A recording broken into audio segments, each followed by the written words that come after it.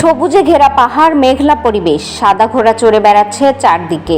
এমন দৃশ্য দেখে আর লোভ সামলাতে পারলেন না তরুণী। সঙ্গীর হাতে মোবাইল ধরিয়ে নাচ করতে শুরু করলেন তিনি, কিন্তু তার নাচ দেখে বিরক্ত হয়ে একটি ঘোড়া পেছনের পা তুলে সজোরে তরুণীকে লাথি মারল।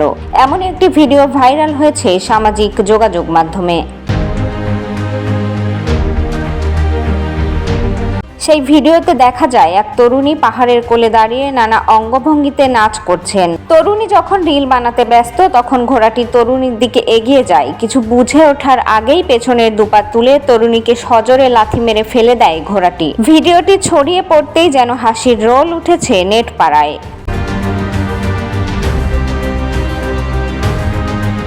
ডেস্ক রিপোর্ট, প্রতিফলন।